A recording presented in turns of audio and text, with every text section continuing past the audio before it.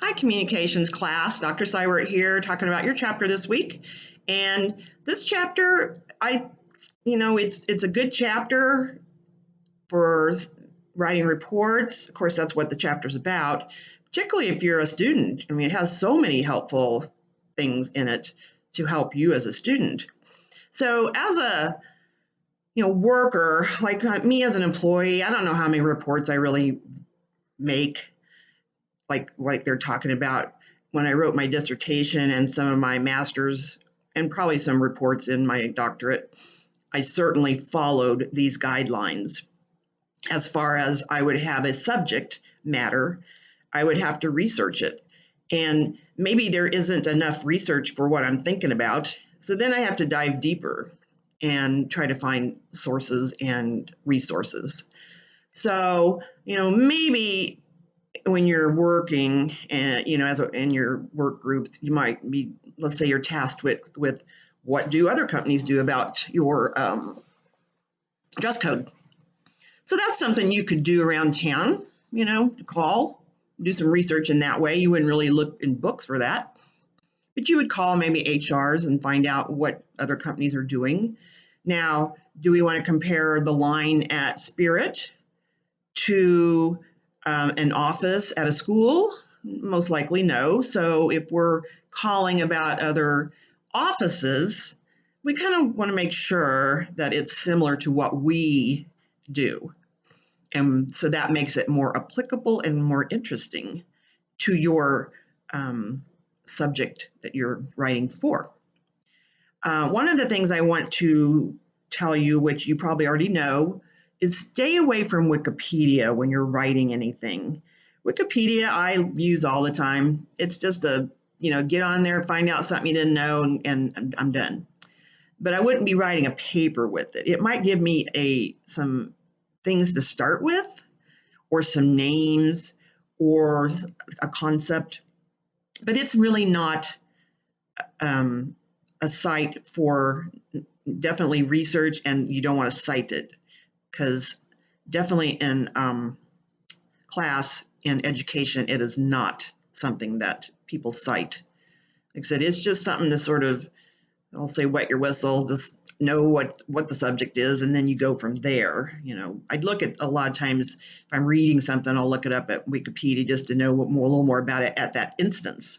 Now, if I was going to write a report, I certainly wouldn't want to use Wikipedia for it. I'd go to other sources. So the process that they're showing you about researching and writing to your audience, when I did a dissertation, it was 100, 250, 200 pages long. I certainly wouldn't want to turn that into a meeting, because not only would we not have time, it would bore everybody to death. So when I did a research about a subject in a meeting, I used Prezi, which is kind of like your PowerPoints, but a little more fun. And I got a lot of compliments on it.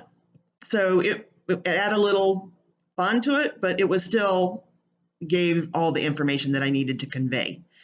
So that was perfect for this meeting that we had.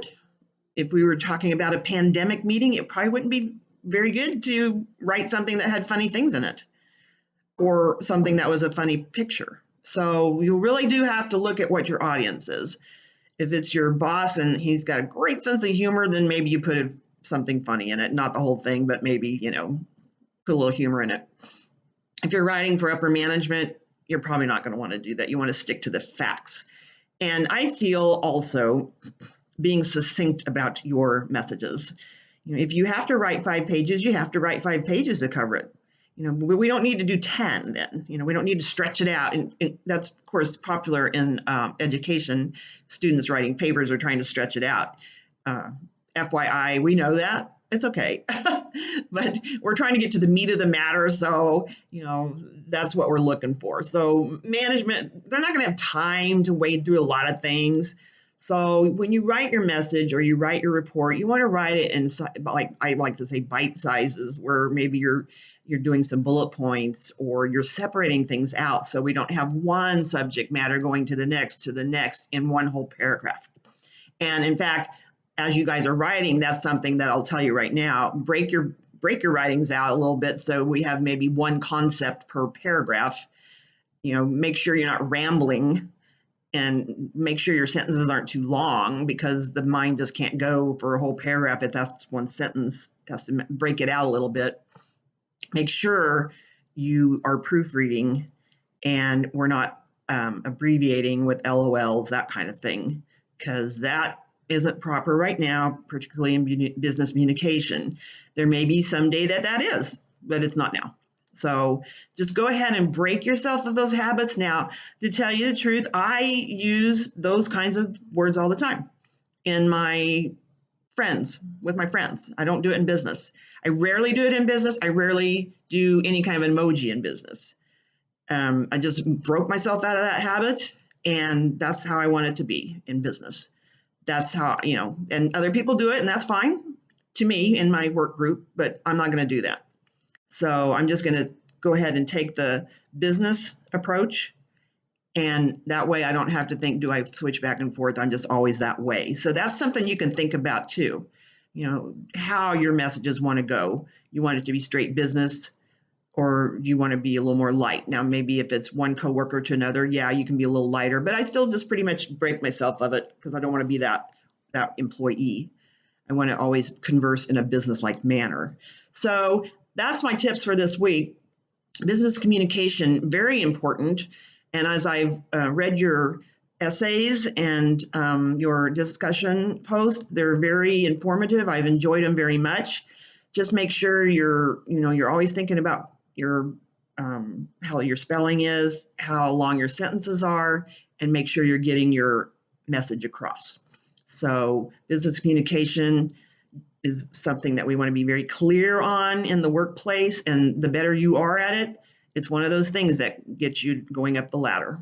So have a good week. I think we're at 5 of 8, aren't we? So we're getting close. It's a lot to learn, but it's really worth it to learn these things, because if you can hit the floor running with good grammar and good sentences and good writing skills, that is important. That is so important in this day and age, particularly when we have things like the pandemic and we need clear information when we're talking about things. And we want to make sure it's correct information. So if we're going to research something for our group, if we have to present something, we want to make sure the data is as of maybe yesterday, when Sedgwick County, Wichita area has 20 plus in their COVID numbers, versus we're looking at something that was August when it was somewhat lower. So if I give you information in August, that's not going to help you right now. So our communications want to be accurate and up to date as well. So anyway, I'll talk to you later. Have a good week.